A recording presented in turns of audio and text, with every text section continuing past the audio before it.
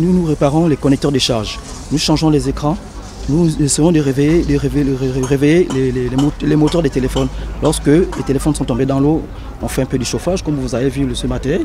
Ça, c'est une pièce en soudé qui permet à ce que lorsque le connecteur de charge est gaspillé, on l'utilise pour le permettre le soulage, comme des médecins. Nous savons déjà que si le connecteur de charge est gaspillé, forcément le client, quand il arrive à la maison, il utilise parfois le téléphone quand il est en charge. Et déjà, ce n'est pas déjà approprié. Quand un téléphone est en charge, on n'a pas le droit de l'utiliser lorsque c'est en charge. Vous devez d'abord le laisser, que ça prenne son autonomie normale et puis vous pouvez l'utiliser. Bon, nous sommes habitués, c'est le domaine. Ici, c'est l'occasion de dire au président de la République qu'aujourd'hui nous sommes les jeunes Gabonais.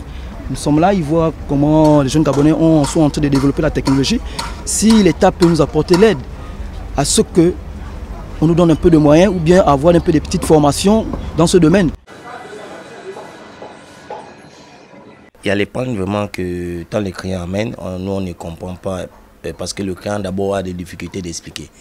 Donc on est obligé d'aller sur l'internet et essayer de faire des recherches pour savoir en profondément ce qui dérange le téléphone. Pour travailler sur le téléphone, il faut quel outil, vous travaillez avec quels moyens? Comme vous voyez là, il y a un peu de matériel qui nous permet de travailler. Et là, ici, il s'agit d'un multiple. Ça, c'est 3 en 1. Lui, il a un plaque chauffage. Ça, c'est à démonter les écrans des téléphones. Donc, c'est un plaque qui chauffe. Quand tu poses le téléphone, ça chauffe et ça fait que la colle qu'on a utilisée pour coller l'écran, ça devient mou. Et puis, ça nous permet de démonter l'écran facilement. Et comme vous voyez, il a un robot, comme vous voyez là. Ça nous permet de sécher, c'est comme un séchoir. Ça nous permet de sécher, par exemple, un téléphone qui a eu un problème, par exemple, comme c'est tombé dans l'eau, on peut utiliser ça pour sécher l'eau. Et on utilise ça pour démonter les connecteurs de charge, parce qu'ils sont un lait très chaud. Et puis, un dernier, c'est le fer à souder. Comme vous voyez tout à l'heure, j'ai utilisé le fer à souder pour souder le connecteur de charge. C'est un téléphone auquel je tiens vraiment. Déjà, je sors avec ce téléphone-là, j'étais chez un autre frère de quartier. Lui, il est juste à proximité de la maison. Je me suis dit que ça devrait aller vite. Mais apparemment, il a gardé mon téléphone et mes sous pendant 2 semaines. Il n'a pas pu réparer le téléphone. Je suis allé ce matin et j'ai récupéré mon téléphone avec mes sous. Et je suis venu à la gare routière voir le frère. Comment trouvez-vous ce génie africain qui consiste à réparer ce qu'on n'a pas créé? Oui, c'est vraiment le mot qu'il faut utiliser, c'est du génie.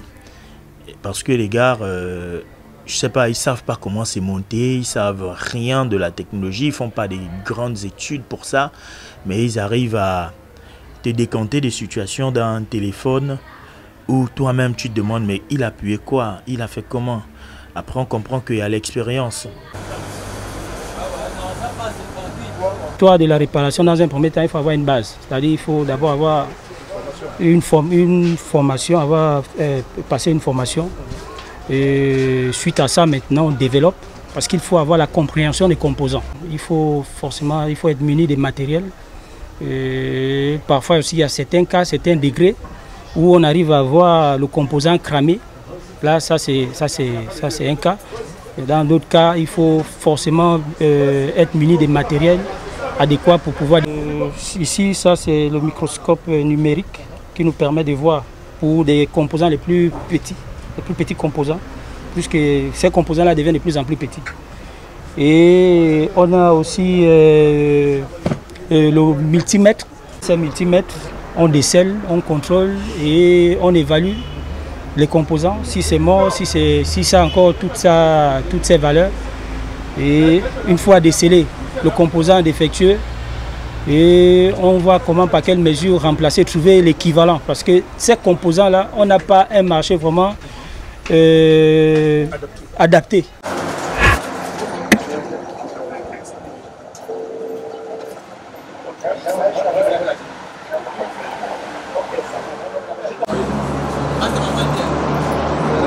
Gracias.